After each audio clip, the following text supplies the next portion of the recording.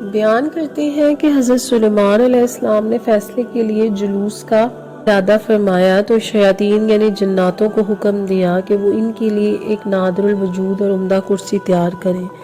جس کی صرف یہ ہو کہ جھوٹا مدعی یا گواہ اس کے دیکھنے سے تھرانے لگے۔ چنانچہ تعمیل ارشاد میں ہاتھی دانت کی ایک کرسی تیار کی گئی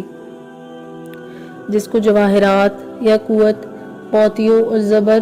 جد سے مزین کیا گیا تھا اور جواہرات سے انگور کے درخت بنا کر اس کو گھیر دیا تھا جس میں سونے کے 4 کھجور کے درخت ایسے تھے جس کی شاخیں چاندی کی بنائی گئی تھی۔ ان میں سے 2 درختوں کی چوٹی پر 2 گدھ بنائے گئے تھے اور اس کرسی اور تخت کے دونوں گوشوں پر سونے کے 2 شیر تھے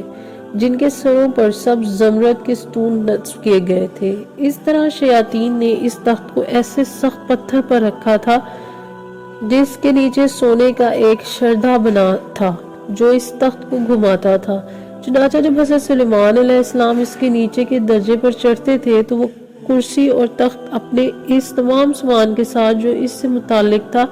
چکی کی طرح گردش میں آ جاتا تھا اور گدھ اور مور اپنے بازو پھیلاتے تھے، نیز شیر اپنے ہاتھ پھیلا کر دموں کو زمین پر مارنے لگتے تھے اور ہر درجہ میں صعود پر یہی کیفیت پیدا ہوتی رہتی تھی، یہاں تک کہ جب حضرت سلیمان علیہ السلام بلائی منزل پر پہنچتے تو دونوں گدھ مشک و عنبر تیزی کے ساتھ تاج ان کے سر پر رکھتے تھے اور تخت پر جلوہ فروز ہونے کے بعد سونے کا کبوتر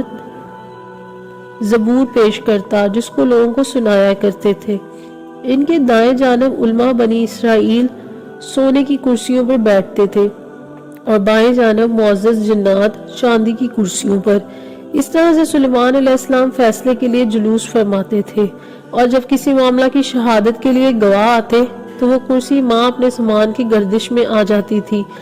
اور شیر و گدھ اور طاؤس اپنے مذکورہ کام میں مشغول ہو جاتے تھے۔ یہ دیکھ کر گواہوں پر ایک ایسی ہیبت طاری ہوتی